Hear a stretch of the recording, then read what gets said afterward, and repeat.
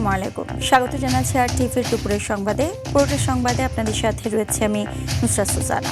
জুলাই গণঅভ্যুত্থানে সংঘটিত মানবতা বিরোধী অপরাধের মামলায় মৃত্যুদণ্ডপ্রাপ্ত সাবেক স্বরাষ্ট্রমন্ত্রী আসাদুজ্জামান খান কামালকে প্রত্যর্পণের জন্য ভারত সরকারকে আনুষ্ঠানিকভাবে অনুরোধ জানিয়েছে বাংলাদেশ। এ লক্ষ্যে পররাষ্ট্র মন্ত্রণালয়ের মাধ্যমে ভারতকে চিঠি পাঠানো হয়েছে বলেও জানানো হয়। সকালে আন্তর্জাতিক অপরাধ ট্রাইব্যুনাল সংশ্লিষ্ট সূত্র বিষয়টি নিশ্চিত করে জানায়, আসাদুজ্জামান খান কামালকে ফেরত চেয়ে পাঠানো চিঠির সঙ্গে তার বিরুদ্ধে ট্রাইব্যুনালের দেয়া মৃত্যুদণ্ডের রায়ের কপিও ভারত সরকারের কাছে পাঠানো হয়েছে। প্রধানমন্ত্রী তারেক রহমানের সঙ্গে সৌজন্য সাক্ষাৎ করেছেন আন্তর্জাতিক শ্রম সংস্থা তথা ILO এর মহাপরিচালক গিলবার্ট এফ হোংবো। সকালে সচিবালয়ে প্রধানমন্ত্রীর কার্যালয়ে এই সৌজন্য সাক্ষাৎ অনুষ্ঠিত হয়। বৈঠকে হোংবো বলেন, জনগণের প্রত্যক্ষ ভোটে নির্বাচিত সরকার দায়িত্ব গ্রহণের পর বাংলাদেশের প্রতি আন্তর্জাতিক সম্প্রদায়ের আস্থা আরও সুদৃঢ় হয়েছে। এ অবস্থায় ILO বাংলাদেশের সঙ্গে দীর্ঘদিনের অংশীদারিত্ব আরও জোরদার করতে আগ্রহী এবং শ্রম খাতের উন্নয়নে সরকারের সঙ্গে ঘনিষ্ঠভাবে কাজ অব্যাহত রাখবে।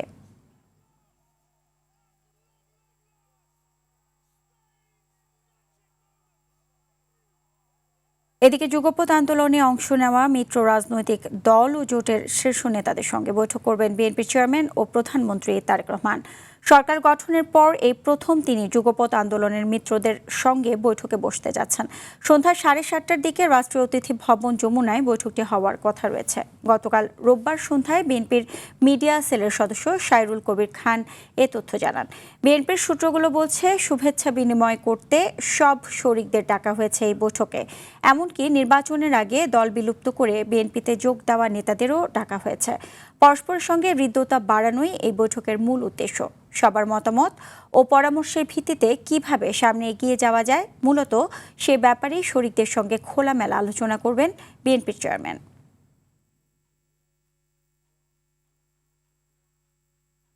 মশা নিধনে দেশীয় উদ্ভাবনকে গুরুত্ব দিয়ে পরীক্ষা নিরীক্ষা চালাতে সিটি কর্পোরেশনগুলোকে আহ্বান জানিয়েছেন স্থানীয় সরকার মন্ত্রী মির্জা ফখরুল ইসলাম আলমগীর। বলেন, মশা নিয়ন্ত্রণে এখন পর্যন্ত যেসব কেমিক্যাল ব্যবহার করা হচ্ছে তা খুব একটা কাজে আসছে না। দুপুরে রাজধানীর ইঞ্জিনিয়ার্স ইনস্টিটিউশনে ইউথ টু ওয়ার্ল্ড আয়োজিত মশা নিয়ন্ত্রণ প্রযুক্তি শীর্ষক অনুষ্ঠানে অনলাইন প্ল্যাটফর্মে যুক্ত হয়ে তিনি এসব কথা বলেন। মির্জা ফখরুল বলেন, দেশীয় রাসায়নিক ব্যবহার করে যে প্রযুক্তি নিয়ে কথা হচ্ছে সেটি সম্ভাবনাময়। ডেঙ্গু ও চিকুনগুনিয়া বিস্তারের বর্তমান মৌসুমে মশার লার্ভা নিধন করা প্রধান কাজ বলেও মন্তব্য করেন মির্জা ফখরুল। মশা নিয়ন্ত্রণের জন্য একটা দেশীয় একটা যৌথ উদ্যোগে কাজ করার জন্য একটা সম্ভাবনা সৃষ্টি হয়েছে।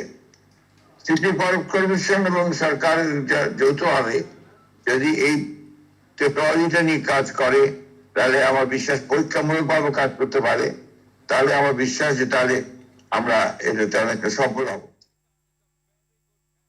আওয়ামী সরকারের আলোচিত সাবেক ভূমিমন্ত্রী সাইফুজ্জামান চৌধুরী জাবেদের গুলশানের ফ্ল্যাটে আবারও অভিযান শুরু করেছে দুর্নীতি দমন কমিশনের বিশেষ টিম।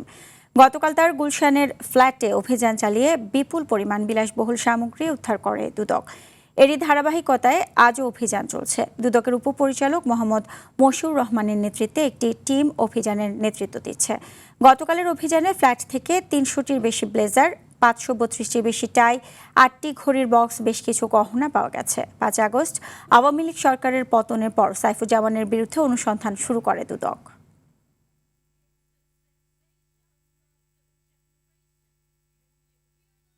তৎকালীন স্বৈরাচারের কারফিউ আর দেখামাত্র গুলির নির্দেশ অমান্য করে 2024 সালের 20 জুলাই বুক চিতিয়ে রাজপথে নেমেছিল এদেশের ছাত্র জনতা। সেদিন ঢাকার আকাশ বাতাস কেঁপে উঠেছিল টিয়ার শেল, সাউন্ড গ্রেনেড ও বুলেটের গর্জনে। রক্তে লাল হয়েছিল রাজপথ। কিন্তু সেই মৃত্যুকূপ মারিয়েই রচিত হয়েছিল 5ই আগস্টের বিজয়ের মহাকাব্য। আজ সেই ঐতিহাসিক প্রতিরোধ ও গণহত্যা দিবস। অঙ্কন চৌধুরীর রিপোর্টে থাকছে বিস্তারিত। 19 জুলাই 2024 দিনগত মধ্যরাত। আচমকাই পুরো দেশ নিস্তব্ধ, অন্ধকার। ইন্টারনেট সংযোগ বিচ্ছিন্ন করে দিয়ে গোটা বাংলাদেশকে পৃথিবী থেকে আলাদা করে দেয়া হলো। জারি হলো অনির্দিষ্টকালের কারফিউ, রাস্তায় নামলো পুলিশ ও সেনাবাহিনী। তৎকালীন স্বৈরাচারী সরকারের নির্দেশ, দেখামাত্র গুলি। একটা পুরো রাষ্ট্র যেন তার নিজের নাগরিকদের বিরুদ্ধে যুদ্ধ ঘোষণা করলো। কিন্তু পরদিন অর্থাৎ 20 জুলাই সকালে ইতিহাস দেখল এক অভূতপূর্ব দৃশ্য। ঢাকার যাত্রাবাড়ি, শনিরাখড়া, রায়েরবাগ, বাড্ডা, রামপুরা, মিরপুর ও উত্তরা সহ বিভিন্ন এলাকা থেকে ঝাঁকে ঝাঁকে মানুষ নেমে আসে রাজপথে। মুহূর্তেই রাজধানী পরিণত হয় এক রণক্ষেত্রে। শাহজাহানের সামনে বুক চিতিয়ে দাঁড়ায় নিরস্ত্র ছাত্র জনতা। চারপাশ থেকে তখন ধেয়ে আসছিল বুলেট ও টিয়ার গ্যাস। সেদিনের নরককুণ্ড থেকে বেঁচে ফেরা তরুণদের স্মৃতিতে আজও দগদগে সেই ক্ষত। চোখের সামনে আমরা আমাদের সহযোদ্ধাকে হারিয়ে যেতে দেখেছিলাম। 20 জুলাই যে কারফিউটা, এটা খুবই ভয়ঙ্করজনক ছিল। দেশের আমাদের ছত্রভঙ্গ করার ট্রাই করতো, বাট এটা যখন কাজ হচ্ছিল তখন আমাদের গুলি মারে। সেদিন মরণ কামড় দিয়েছিল স্বৈরাচারের পুলিশ ও দলীয় ক্যাডারদের যৌথ বাহিনী। আকাশ থেকে হেলিকপ্টার দিয়ে ছেটানো হচ্ছিল গুলি। ছাত্রলীগ পুলিশের সাথে থেকে গুলি নিক্ষেপ করতেছিল। ছাদে থেকে অনেকে গুলি খেয়েছে বা জানালা থেকে অনেকে গুলি খেয়েছে। আর যাই হোক, পুলিশ হয়তো আমাদের গোলাবর্ষণ করবে না। বিশ্লেষকরা বলছেন 20 জুলাইয়ের এই আত্মত্যাগ দেশের ইতিহাসে রাষ্ট্রীয় বর্বরতার সবচেয়ে কলঙ্কিত অধ্যায়, যা একই সাথে প্রতিরোধের অনন্য দলিল। যারা এই ন্যায্য আন্দোলনে অংশ নিয়েছে তাদের উপরে যে ধরনের নিপীড়নমূলক যে পদক্ষেপগুলো নিয়েছিল সেটি শতভাগ অন্যায় হয়েছে।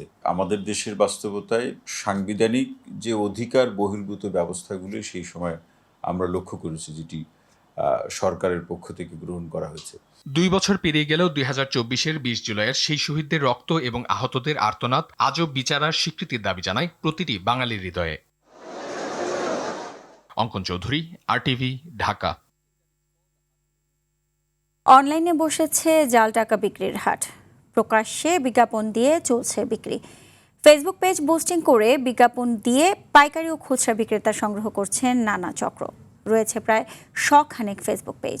ঘরে বসে অর্ডার করলেই মিলছে জাল টাকা।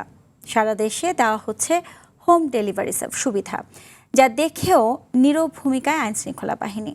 অপরাধ বিজ্ঞানী মনে করছেন, আইনশৃঙ্খলা বাহিনীর উদাসীনতায় বাড়ছে জাল টাকার কারবার। এসব অপরাধীদের দেশদ্রোহী মামলা দেওয়ার পরামর্শ। এয়ার বাদলের রিপোর্টে দেখুন বিস্তারিত। বন্ধুরা দেখেন, নতুন মাল সব তৈরি হচ্ছে, ঠিক আছে।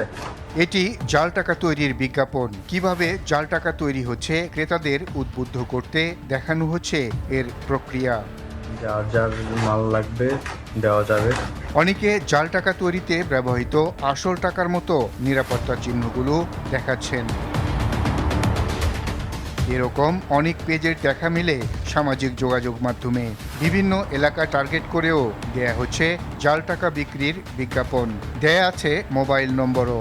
যোগাযোগ করতে বলা হচ্ছে হোয়াটসঅ্যাপে। জাল টাকা বিক্রি প্রতিরোধ নামের পেজে জাল টাকার মূল্যে দেখা যায় 50 টাকার নোটে 1 লাখে দিতে হবে 16,000, 50,000 নিলে 8,000 টাকা, 100 ও 200 টাকার নোট 1 লাখে দিতে হবে 14,000, 50,000 নিলে 7,000, 50 ও 100 টাকার নোট লাখে 12,000। অর্থাৎ নোট যত বড় রেটও তত কম। অপরাধীরা জাল টাকার বিজ্ঞাপন পেজের নাম দিয়েছেন জাল টাকা বিক্রি প্রতিরোধ, অথচ এরাই বিক্রি করছে জাল টাকা। পেজে লেখা এ গ্রেড জাল টাকা সরাসরি নিতে পারবেন। সারা দেশে দেই, নিরাপত্তার সাথে লেনদেন। প্রতারক থেকে সাবধান, যাচাই করে মাল নিন, যেন এরা অপরাধী নয়, সাধু চক্র। শুধু কথার ফুলঝুরি নয়, জাল টাকা বক্সে ভরে কিভাবে অর্ডার সামলাচ্ছেন তারও ভিডিও করে দিয়েছেন ফেসবুকে। এ যেন জামা কাপড় বা অনলাইনে কোনো বৈধ ব্যবসার বিজ্ঞাপন। সোশ্যাল মিডিয়া ভাসছে এরকম বিজ্ঞাপনে। হোয়াটসঅ্যাপে যোগাযোগের পরামর্শ দেন প্রতারকরা। অপরাধ বিজ্ঞানী মনে করেন, শাস্তি না হওয়া এবং ধরা না পড়ার বিশ্বাস থেকেই অপরাধীরা এভাবে প্রকাশ্যে বিজ্ঞাপনের মাধ্যমে জাল টাকা ছড়িয়ে দেওয়ার সাহস পায়। যে জাল টাকা যারা তৈরি করছে, যারা বিক্রি করছে, এটাকে রাষ্ট্রদ্রোহিতার শামিল বা রাষ্ট্রদ্রোহ মামলা হিসাবে গ্রহণ করে এর বিচারের ব্যবস্থা করতে পারলে এই অবস্থা থেকে অনেকটাই আমাদের পরিত্রাণ ঘটবে।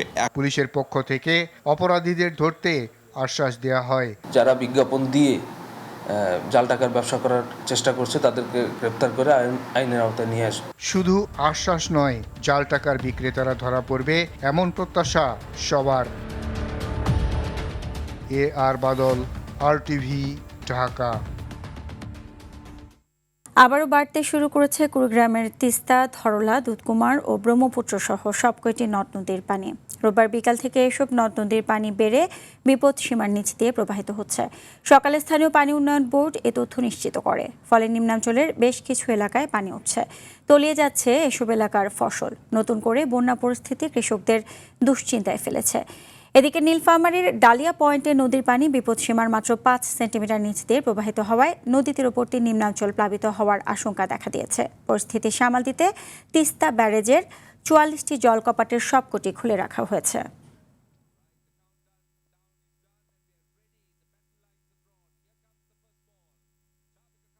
সচিব পদমর্যাদায় প্রধানমন্ত্রী তারেক রহমানের রাজনৈতিক সহকারী হলেন রাশেদ খান।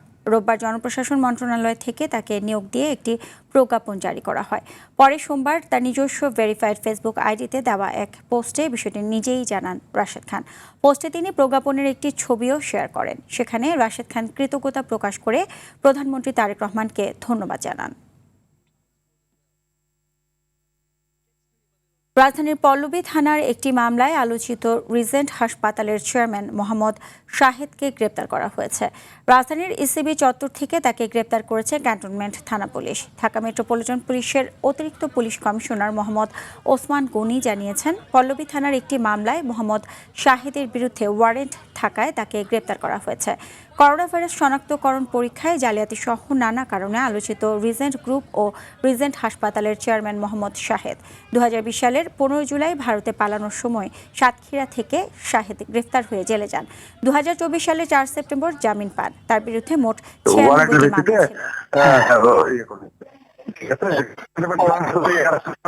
হাতে পাইনি, হাতে পেলে আমরা করে দিচ্ছি। ক্যান্টনমেন্ট থানায় গাজীপুরের টঙ্গীর হাজী মাজার বস্তিতে অভিযান চালিয়ে মাদকদ্রব্য ও মাদকদ্রব্য সেবনের বিভিন্ন সরঞ্জাম সহ ৫ নারী সহ ৪০ জনকে আটক করেছে পুলিশ। রোববার সন্ধ্যা থেকে রাত ১০টা পর্যন্ত এই অভিযান চলে। এ সময় বস্তির একটি কক্ষ থেকে ২৭০ গ্রাম হেরোইন, ২০ পিস ইয়াবা ও মাদক সেবনের সরঞ্জাম জব্দ করা হয়। অভিযানের নেতৃত্ব দেন গাজীপুর মেট্রোপলিটন পুলিশের অতিরিক্ত পুলিশ কমিশনার মোহাম্মদ বেলায়েত হোসেন। মাদকদ্রব্য বিক্রি ও সেবন বন্ধ করতে হাজী মাজার বস্তি ও আশপাশের এলাকায় থানা পুলিশের পাশাপাশি আর্মড পুলিশ ব্যাটালিয়নের ১০০ সদস্য মোতায়েন করা হয়েছে। বগুড়ার সারিয়াকান্দিতে ড্রেনের মুখ বন্ধ করায় কয়েক মাস ধরে পানিবন্দী অবস্থায় মানবেতর জীবন কাটাচ্ছেন ২২টি সংখ্যালঘু পরিবার। অন্যদিকে সোনাতলায় একমাত্র কালভার্টের মুখ বন্ধ থাকায় লোহাজং বিলের প্রায় ৬০০ বিঘা আমন ক্ষেত এখন পানির নিচে। একই চিত্র কুড়িগ্রামের ভুরুঙ্গামারীতেও। সেখানে কালভার্ট ভরাট করে বাড়ি নির্মাণ করায় তলিয়ে গেছে হাজার একর ফসলি জমি। বন্ধ হওয়ার উপক্রম শিশুদের বিদ্যালয়ে যাওয়া। প্রতিনিধিদের তথ্যচিত্রে জানাচ্ছেন লিওন আজাদ। বগুড়ার সারিয়াকান্দি উপজেলার ফুলবাড়ি ইউনিয়নের পাটিনিপাড়া গ্রাম। আদিকাল থেকেই এই পাড়ায় বসবাস ২০টিরও বেশি হিন্দু পরিবারের। কয়েক বছর আগে এই এলাকার পানি নিষ্কাশনের জন্য একটি ড্রেন নির্মাণ করে এলজিইডি, কিন্তু অভিযোগ উঠেছে পাশের গ্রামের প্রভাবশালী ড্রেনের মুখ বন্ধ করে দেয়ায় কয়েক মাস ধরে স্থায়ী জলবদ্ধতায় ভুগছেন বাসিন্দারা। পানির উপরে ঘর ভাসে, হাঁসের মধ্যে পানি, ঘরের মধ্যে পানি, ঘরের আগে পাশে পেছনে সব পানি। এই পানির দুঃখ আমাদের আরো বেশি, হাত পা আমার ঘা হয়ে যাচ্ছে, কোনো নাস্তা পাতে পারার পাচ্ছি না। স্থানীয় জনপ্রতিনিধির দাঁড়ে দাঁড়ে ঘুরেও কেবল আশ্বাস ছাড়া মেলেনি কিছুই। তবে সংবাদ পেয়ে দ্রুত ঘটনাস্থল পরিদর্শন করে ব্যবস্থা নেওয়ার আশ্বাস দিয়েছে উপজেলা প্রশাসন। পিআইও কে পাঠিয়েছিলাম, তো উনি বলেছেন এখানে ওনাদের ব্যক্তিগত সমস্যা আছে, তো আজকে আমরা এটা পরিদর্শন করে আমরা ব্যবস্থা গ্রহণের চেষ্টা করব। জলাবদ্ধতার এই চিত্র কেবল সারিয়াকান্দিতেই নয়, একই জেলার সোনাতলা উপজেলার লোহাজং বিলেও পানি নিষ্কাশনের একমাত্র কালভার্টের মুখ বন্ধ থাকায় পানিবন্দী হয়ে পড়েছে প্রায় ৬০০ বিঘা ফসলি জমি। কৃষকদের অভিযোগ, ড্রেনেজ ব্যবস্থার নামে বারবার সরকারি বরাদ্দ এলেও কাজের কাজ কিছুই হয়নি। ৯টা গ্রামের পানি এখানে এসে জমা হয়, এই পানি আমরা বার করতে পারি না, এতে ধান নষ্ট হয়, ফসলাদি করতে পারি না। ২০০০ বিঘা জমি আমরা ধান কাটতে পারিনি, সব ধান নাগারও পাইনি, কাটতেও পারিনি, সব পানির নিচে চলে গেছে। এদিকে কুড়িগ্রামের বুরুঙ্গামারী উপজেলার বলদিয়া ইউনিয়নের বন্যা নিয়ন্ত্রণ বাঁধের ভেতরের একটি কালভার্টের মুখ মাটি ভরাট করে বাড়ি নির্মাণ করেছেন এক জমির মালিক। ফলে সৃষ্টি হওয়া কৃত্রিম জলাবদ্ধতায় আবাদি জমি এখন পানির নিচে। এই পানির জন্য আমরা বাইরে হওয়া পাই না, বাড়ির চারও ভাই পানি, রাস্তার মধ্যে চলা রাস্তার মধ্যে এক হাঁটু পানি। এই বিষয়টি প্রশাসনের নজরে আসলেও এখনো মেলেনি কোনো সমাধান। দায় সারা আশ্বাসেই সীমাবদ্ধ স্থানীয় প্রশাসন। স্থানীয় চেয়ারম্যান সহ আমরা গিয়েছিলাম, ওই লোককে বলেছিলাম যে এখানে পানির প্রবাহ নিশ্চিত করার জন্য, তো উনি রাজি হচ্ছেন না। আমি স্থানীয় চেয়ারম্যানকে দায়িত্ব দিয়েছি ওনাকে বোঝানোর জন্য, না হলে আইনানুগ ব্যবস্থা নেওয়া হবে। কথার ফুলজুরি নয়, প্রশাসন দ্রুত কঠোর ও কার্যকর পদক্ষেপ নিয়ে পানি নিষ্কাশনের পথগুলো উন্মুক্ত করবে, এমনটাই প্রত্যাশা ভুক্তভোগী হাজারো মানুষের। লিওন আজাদ, RTV। বাংলাদেশ ও থাইল্যান্ডের বাণিজ্যিক সম্পর্ক আরও জোরদার করতে ঢাকায় শুরু হচ্ছে 3 দিন ব্যাপী টপ থাই ব্রান্ডস 2026 মেলা। সকালে হোটেল প্যান প্যাসিফিক সোনারগাঁওয়ের একটি হল রুমে এই মেলা উপলক্ষে স্বাগত বক্তব্য রাখেন রয়্যাল থাই দূতাবাসের বাণিজ্য বিষয়ক মিনিস্টার কাউন্সিলর অনুসরণ কাউটি পভিটায়া ও প্যান প্যাসিফিক সোনারগাঁও হোটেলের জেনারেল ম্যানেজার দিবাকর ডোমিনিক ডি সুজা। রয়্যাল থাই দূতাবাসের কমার্শিয়াল অ্যাফেয়ার্সের উদ্যোগে আগামী 23 থেকে 25 জুলাই প্যান প্যাসিফিক সোনারগাঁওয়ে অনুষ্ঠিত হবে এই মেলা। এতে অংশ নেবে 57টি থাই প্রতিষ্ঠান ও তাদের বাংলাদেশি অংশীদাররা। থাকবে প্রিমিয়াম পণ্যের প্রদর্শনী, business matchmaking session, Thai food festival এবং বিভিন্ন সাংস্কৃতিক আয়োজন। প্রতিদিন সকাল 10টা থেকে রাত 8টা পর্যন্ত মেলাটি দর্শনার্থীদের জন্য উন্মুক্ত থাকবে। এসডিজি ব্র্যান্ড চ্যাম্পিয়ন অ্যাওয়ার্ডসের 4র্থ সংস্করণেও 3টি ক্যাটাগরিতে বিজয়ী হয়ে নিজেদের শ্রেষ্ঠত্ব বজায় রেখেছে বাংলাদেশের টেক জায়ান্ট ও সুপার ব্র্যান্ড ওয়ালটন। রাজধানীর একটি হোটেলে জাঁকজমকপূর্ণ এক অনুষ্ঠানে ওয়ালটনকে এই মর্যাদাপূর্ণ এসডিজি ব্র্যান্ড চ্যাম্পিয়ন অ্যাওয়ার্ডস 2026 প্রদান করা হয়। অনুষ্ঠানে ওয়ালটন হাইটেক ইন্ডাস্ট্রিজ পিএলসির পক্ষে পুরস্কার গ্রহণ করেন প্রতিষ্ঠানটির additional managing director Mohammad Yusuf Ali এবং senior executive director Mohammad Abdullah Al Mamun ও শাহজালাল হোসেন লিমন সহ অন্যান্য ঊর্ধ্বতন কর্মকর্তারা। পুরস্কার প্রাপ্তির প্রতিক্রিয়ায় মোহাম্মদ ইউসুফ আলী ওয়ালটনের নিরলস প্রচেষ্টাকে মূল্যায়ন করে এই পুরস্কার দেওয়ার জন্য সংশ্লিষ্ট সবাইকে ধন্যবাদ ও কৃতজ্ঞতা জানান। আড়ম্বরপূর্ণ অনুষ্ঠানের মধ্য দিয়ে নতুন প্রিমিয়াম টাইলস ব্র্যান্ড মিলানো সিরামিক্স উদ্বোধন করেছে এক্সেলেন্ট সিরামিক্স গ্রুপ। ইতালীয় প্রযুক্তি ও আধুনিক নকশার সমন্বয়ে গঠিত এই ব্র্যান্ডটি দেশের সিরামিক খাতে নতুন মাত্রা যোগ করবে। রাজধানীর হোটেল ইন্টারকন্টিনেন্টালে এক জাঁকজমকপূর্ণ অনুষ্ঠানের মাধ্যমে মিলানো সিরামিক্সের আনুষ্ঠানিক যাত্রা শুরু হয়। অনুষ্ঠানের প্রধান অতিথি বেসামরিক বিমান পরিবহন ও পর্যটন মন্ত্রী আফরোজা খানম রিতা বলেন, আধুনিক ইতালীয় প্রযুক্তি ও পরিবেশ বান্ধব উৎপাদনের মাধ্যমে নতুন এই ব্র্যান্ডটি দেশের শিল্পায়ন ও অর্থনৈতিক উন্নয়নে বড় ভূমিকা রাখবে।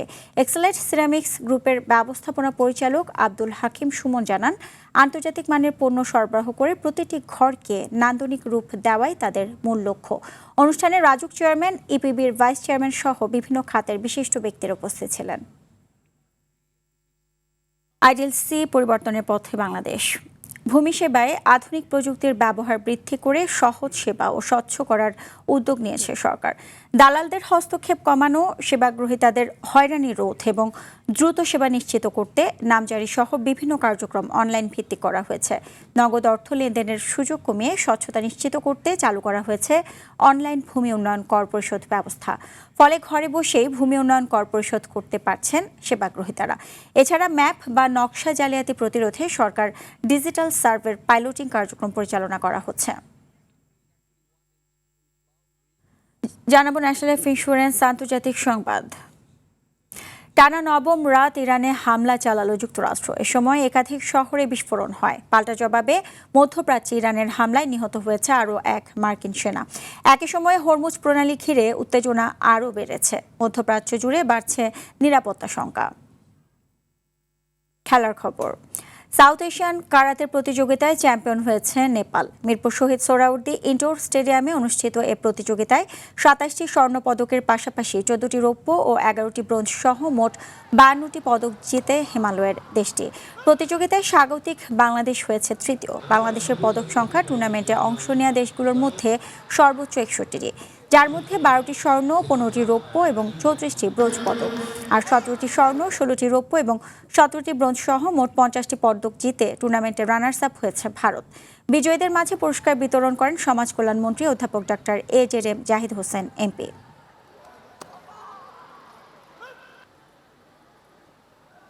দুপুরের সংবাদ এই পর্যন্তই। জেলা সংবাদ বিকেল 4:45টায় দেখার আমন্ত্রণ রইল। এতক্ষণ সাথে থাকার জন্য সবাইকে ধন্যবাদ।